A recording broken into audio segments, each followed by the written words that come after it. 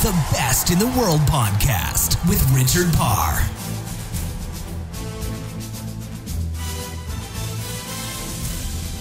Hello and welcome to episode 93 of The Best in the World with Richard Parr. This week I speak to Hayley Wickenheiser. Hayley's a four-time Olympic champion in ice hockey, and on this week's podcast she talks about retiring from the sport at the start of 2017.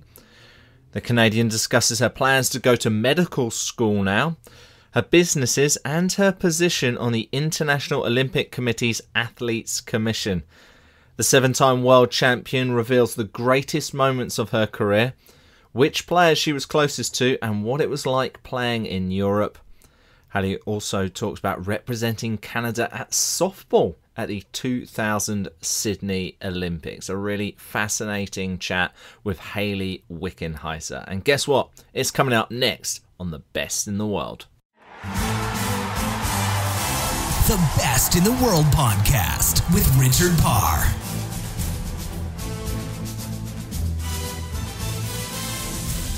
Hayley Wickenheiser, welcome to The Best in the World with Richard Parr, four-time Olympic champion in ice hockey, also a silver medalist. So great to have you on the programme. But of course, most recently, you retired from the sport. Is it going to be weird not going to Pyeongchang next year? Yeah, thanks, Richard. I'm sure it'll be a little weird. For right now, it feels like everything's fine, rolling along, life is planned. But I'm sure once the Olympic Games start and on the big stage, I'll probably miss it. I'll be in Pyeongchang as a part of the IOC and some other stuff that I'm doing. I just won't be on the ice. Well, tell us a little bit about what you're doing with the IOC and also kind of what you've been up to since you retired in January. Yeah, so I was elected in 2014 in the Sochi Olympics to the IOC Athletes Commission, which is voted on by all the athletes of the world at the Olympic Games.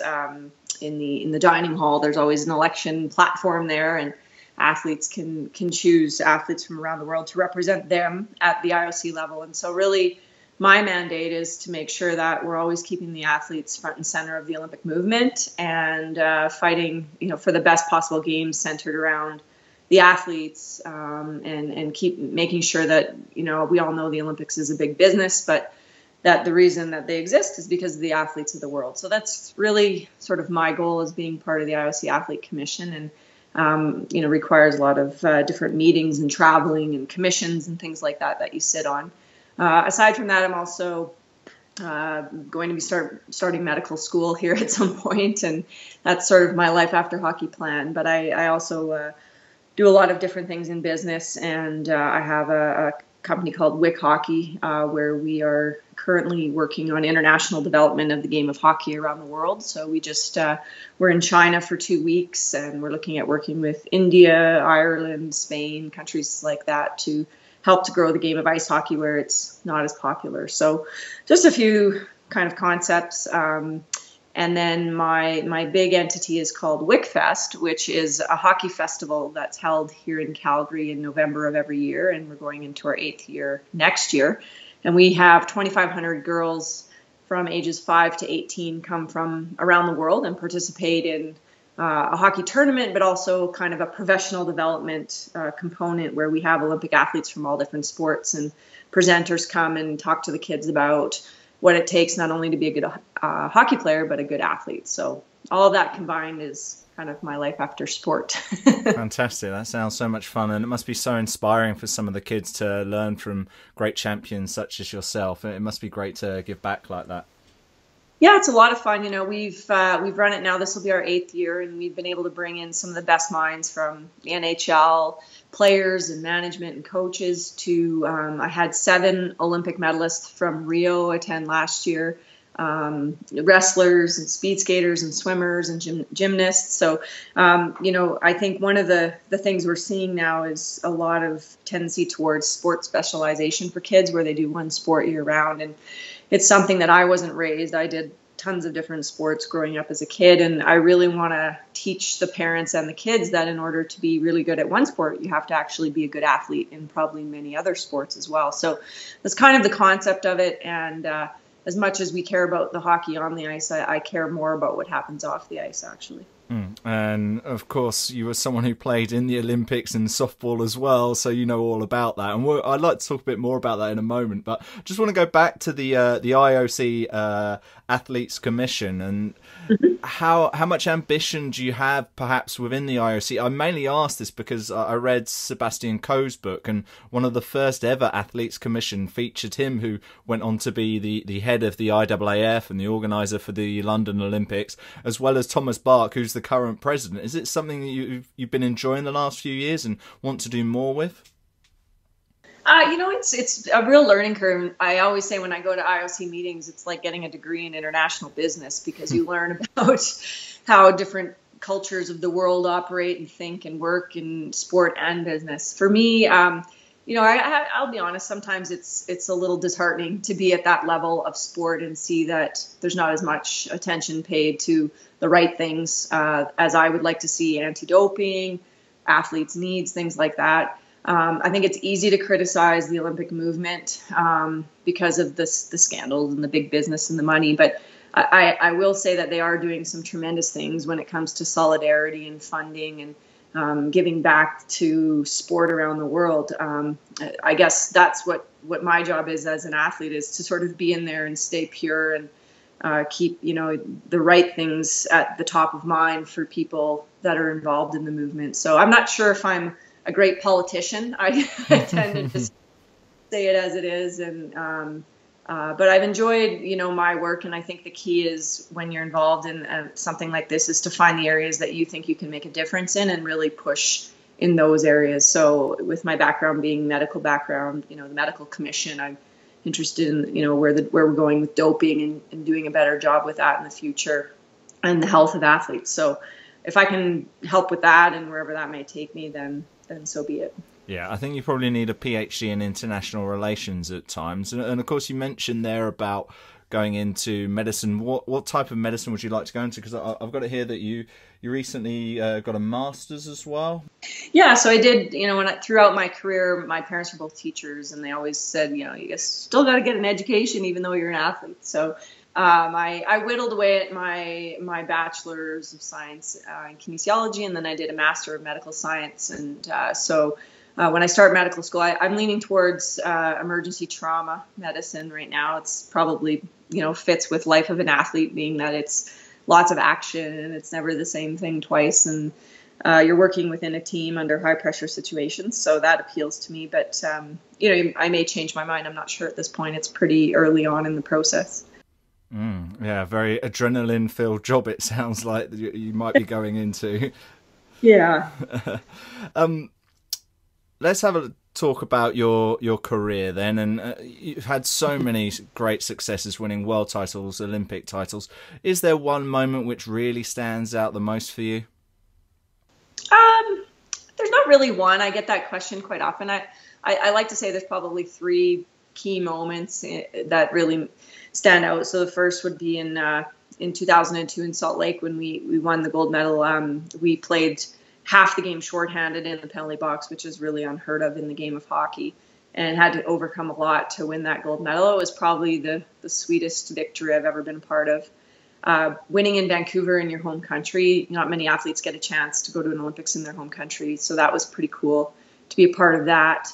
And to win a gold medal in Canada. And then in Sochi in 2014, when we won the gold medal, we were down 2-0 with 10 minutes to go in the game, and sort of had, I think, what many would agree with as the most epic comeback in Olympic hockey history, male or female. And, there were a lot of opportunities for us to lose that game, and it didn't happen. So sometimes you think that the hockey gods were with you. And that was one of those games where we came back to win. So those three really are sort of the pinnacle, I guess, of my Olympic career. But I've had so many cool moments just as an athlete, playing softball in the Summer Olympics. And really, I think what you remember when you look back on your career as an athlete is, I don't, remember the little things along the way, the teammates and the places you went and the hard training that you did. And that's kind of what I miss as an athlete now, is the grind of the day to day and what had to go into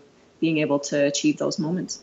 It's interesting you said about 2002. I recently also spoke to one of your teammates, Kim St. Pierre, And she was talking about that 2002 final where it was a pretty hostile atmosphere of everyone chanting USA, USA, USA.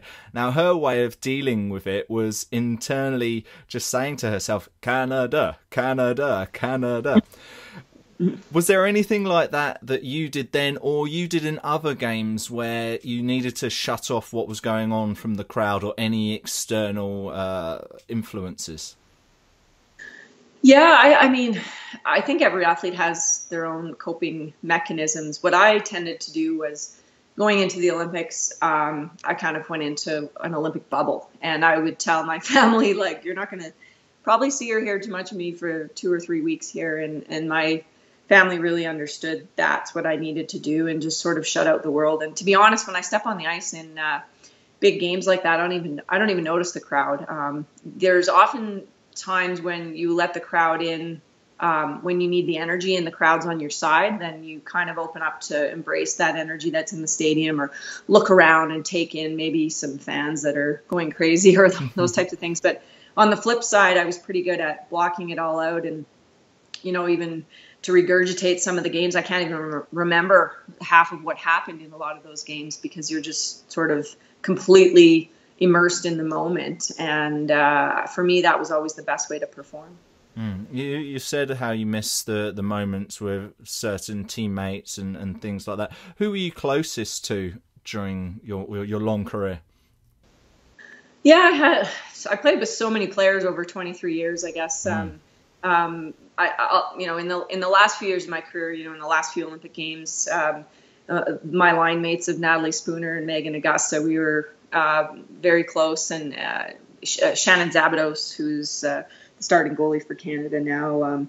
Those types of players were sort of the players that I hung around with, both on and off the ice, and spent a lot of time with socially as well. But I think on every team you have your really tight knit group of friends, and then you have your teammates, and then you have those players that, when you're done playing, you don't really have much contact with. It's just sort of a natural thing when you're involved in a team. But for the most part, we've had some pretty close teams through the years, and stay in touch at different events and things like that. Yeah, an amazing career over 23 years. At the end of that career, was there one bit of advice that you wish you'd given your younger self when you first started out in the sport? Oh boy, that's a good question. I think there were times when I would have said to myself, relax, take a break, rest. Rest is a weapon more than go all the time. But when you're young, you don't really know any different, and you learn as you get older that that's more important.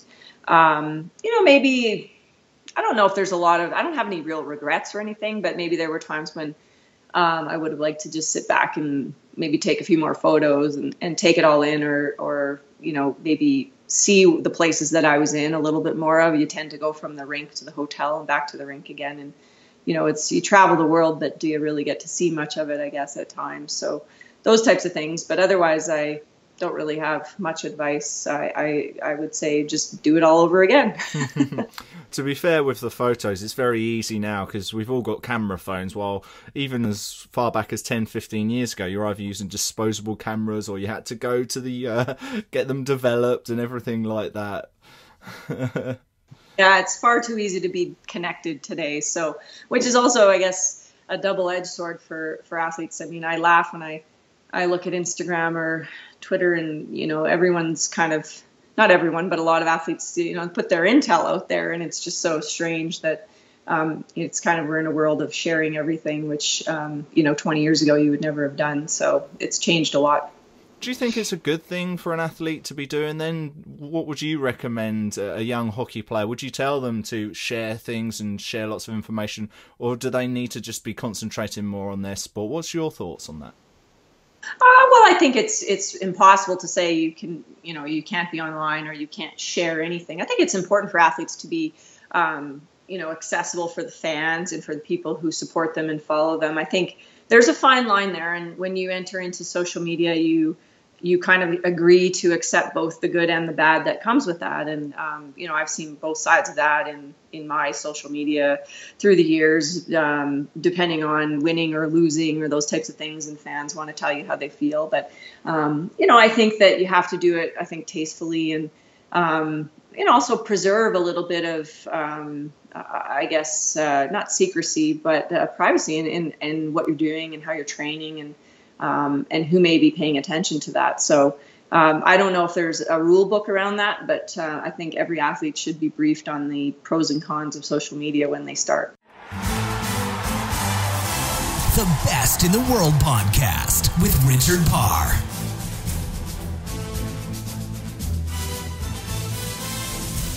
I'll be back with Hayley in just a moment, but I want to take this moment to remind you about our Patreon page. Yes, at patreon.com/best in the world. That is where you have the opportunity to give back to our show.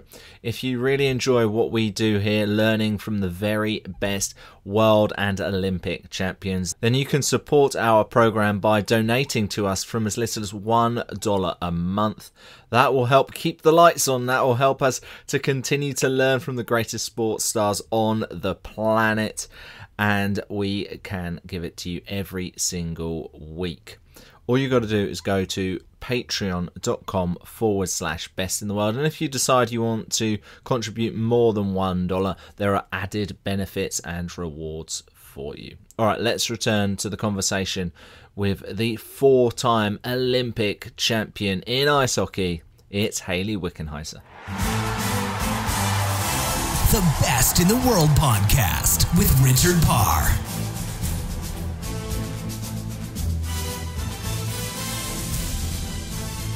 Did you ever have a specific pre-game routine? Did you have any superstitions, so to speak? I say I never had any superstitions, but then I also say that I did everything the same before every game. So maybe I did. I just had a routine that I followed, which was, I always warmed up off the ice, about 45 minutes before the game, and I would juggle and I would put my equipment on the same way each time. So if I got thrown off my plan, I wasn't rattled. So maybe that's why I don't call it a superstition. But I tended to have a routine that I liked to follow. It gave me, it helped me relax, and it gave me great peace before I went out on the ice. So let's talk about the softball for a little bit as well. How was that experience, and when did you kind of stop doing so much softball and started focusing more on the hockey? Or was there, because obviously you competed in 2000 and we're in 5 Winter Olympics games for ice hockey. When did softball kind of start to take a back seat? Well, I actually thought I would go to the Olympics in softball before hockey, just because it was in the Olympics in 96 prior to hockey in 98. So I remember watching the Atlanta Olympics in Canada and wanting to play on that team. And I was in the junior national team program, and growing up in a small town in Saskatchewan, a province in Canada, that's what we did. We played hockey in the winter, and then we played ball in the summer. We didn't even touch our skates for 3 or 4 months. And so it was natural for me to go from the junior national team and then try out for the national team. And I was playing hockey on the national team at that time as well. So they allowed me to go to softball camps and to do both. So I would be at a hockey camp, and I had my teammates take balls and hit me ground balls in the lobby of the rink, and I would pick up grounders and throw them in the lobby. And vice versa. When I was training for softball, I went to Simon Fraser University for a year in Vancouver. And I would play ball all morning, and then I would study for the courses I had to take, and then I would practice with the University of British Columbia men's hockey team at night. So I was able to do both, but my son was born in 2000, and just after those Olympics, then I was not able to continue to do both at the highest level, and I had to pick one over the other, and I chose hockey.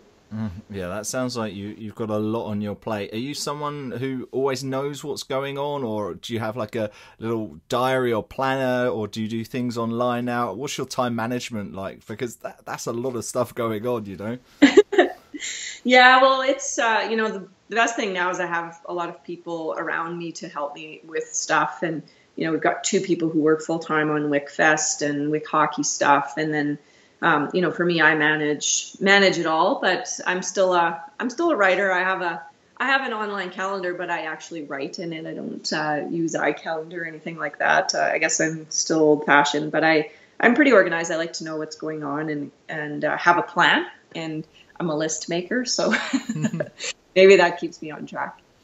So you said you had your son in 2000? Yeah, he was born in 2000, yeah. And obviously during that time as well, I saw that you were trying to play hockey and did play hockey in Finland and other places in Europe. How tricky was that, having a young son, but also trying to play hockey in various different countries? Yeah, it was really hard. At the time, he was 2 when I first went over to play in Finland. And, we were going back and forth. We had a nanny who would have 3 months, 3-4 months in Finland, then bring him back to Canada for 1 month and then come back to Finland. So it was very hard, probably harder on me than it was on him because he was so small. But it was something that I felt I had a really short window of time to do, and that I had to take advantage of the opportunity. So I would never have been able to do it without the support of my family. And like I said, having almost a full-time nanny that was able to travel the world too. So that made a big difference. And now Noah's 17 and going into grade 12. And to be honest, he doesn't even like hockey, probably because he was associated with mom and dad being gone all the time when he was young for hockey. So he's got other things he likes, but we managed to do it. And like I said, I think if you're organized and you have a good team around you, anything's possible. Oh, fantastic. And with this very busy schedule, and I know you said one of the things you'd have told yourself when you were younger was to perhaps relax a little bit more. When you do get a little bit of downtime, how do you like to relax? Yeah, well, now I'm fortunate I can just train for fun and do stuff when I want to do it. So I love road riding. I love cycling. I do a lot of riding all over the place, and being in the mountains, being outdoors, playing tennis, stuff like that. Travel is a big part of my life still as well. So when I get to travel now, I make sure that I get to see stuff and take an extra day or two in places and really enjoy that part of it. So, but probably the most enjoyable part now is that I have more time to spend with my son, and, him going into grade 12 as a parent, you realize that it goes fast and you don't have much time before they're gone again. So, that's what I'm most enjoying. Oh, fantastic. Favorite place you've ever visited then? Oh boy. For relaxing, probably Bora Bora. That was that's an amazing place in the world to go. Yeah. It's quite epic just to get there, isn't it? Yeah, it's quite a haul from North America, that's for sure. But I love Europe, and I've spent many years around different parts of Europe. So really anywhere that's new is kind of a fun first place to go. Wonderful. Well, thank you so much for being on the podcast today. Before you go, can you let us know where we can find out more about you and everything that you're up to, including your festival online, please? Sure. So my website is my name, HayleyWickenheiser.com, and on there you can find everything you need to know about me and all the things that we're up to. And wickfest.com is our festival website, and then you can find me on Twitter at Wick_22 or on Instagram at HChickWick, and on Facebook as well. So that's where we are, and you can reach me via email on my website if anyone's looking to contact us for anything that we're doing. And otherwise that's where we are. Wonderful. Well, thank you for being on the show. Hayley Wickenheiser, thank you for being the best in the world. All right. Thanks, Richard. It was awesome. The Best in the World podcast with Richard Parr.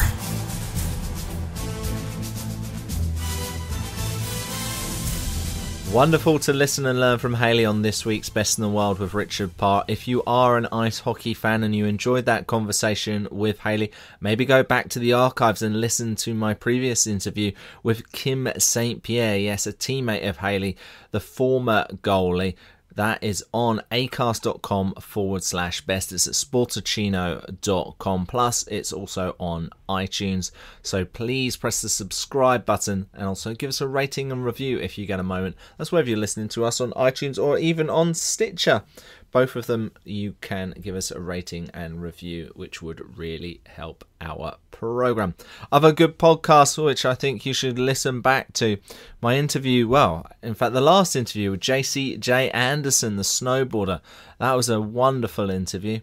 Also, Patricia Kuma, another snowboarder. That was a great interview. Graham Dott, really open and revealing conversation with Graham, where we go into a lot of details, in particular about his depression. Go back and listen to those interviews, and if you've got any feedback, if you've got anything you'd like to ask me, then please send us a tweet at Richard_Parr. And if you do want to support our program, please go and check out that Patreon page. It's patreon.com/best in the world.